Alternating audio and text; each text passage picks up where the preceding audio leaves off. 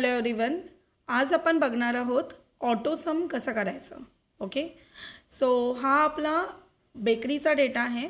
त्याच्यामध्ये इथे suppliers 1 to 6 suppliers आहेत. ओके, आणि प्रत्येक सप्लायरला शुगरसाठी, बटरसाठी आणि फ्लोअरसाठी किती प्राईस पेड केली आपण त्याचा हा डेटा आहे. ओके, त्यानंतर इथे क्वांटिटी दिली आहे शुगरची, बटरची आणि फ्लोअरची, जी आपण सप्लायरकडून ऑर्डर केली होती, राईट. आणि इथे हा कॉस्ट दिली आहे.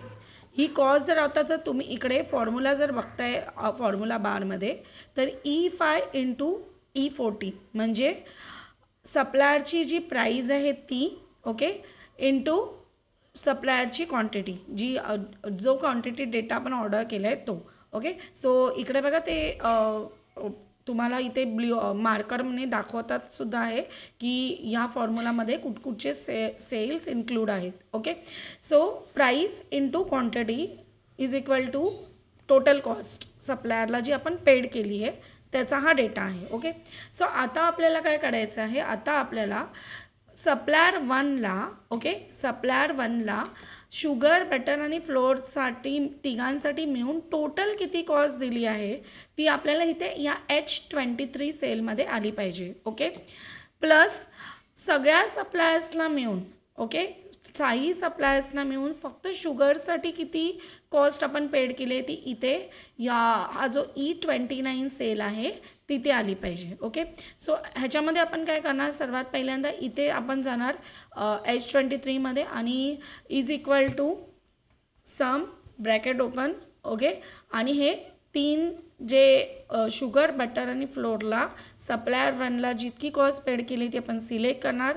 E23 to G23 bracket close आणि एंटर. ओके, सिमिलर वेने आपण काय करतोय इकडे हे जे E23 आहे प्लस E23 ते E28ला आपण ॲड करणार आहे. ओके, सो हे आपल्याला क्विकली करायचं आहे, पटकन झालं पाहिजे.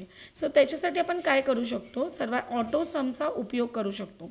सर्वात पहिल्यांदा तुम्हाला काय करायचं आहे, इकडे टोटलमध्ये H23 ते H28 आपल्याला सिलेक्ट करायचं आहे माऊसने. ओके, त्याच्यानंतर कीबोर्डवरती कंट्रोल प्रेस करायचे, कंट्रोल बटन प्रेस करून ठेवायचे आणि इकडून आपल्याला E29 ते G29 सिलेक्ट करायचे. ओके, काय केलं मी पहिल्यांदा H23 ते H28 आपण सिलेक्ट केलं. नंतर कंट्रोल बटन प्रेस करून ठेवलं माऊसचं, कीबोर्डचं, आणि इकडे आपल्याला E29 ते G29 आपण सिलेक्ट केलं. सो आता काय गंमत झाली आहे, हे जे टोटलचं तुम्हाला इथे पूर्ण दिसतंय, टोटलचं हॉरिझॉन्टलमध्ये आणि व्हर्टिकलमध्ये हा पूर्ण सेल्स आता सिलेक्टेड आहे. ओके, सो आता आपल्याला सिम्पली जायचं आहे होम टॅबमध्ये.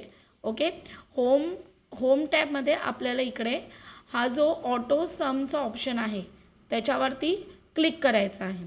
ठीक आहे, सो इथे मी जस्ट अ मिनिट, सो इथे मी ऑटो समला क्लिक करते आहे.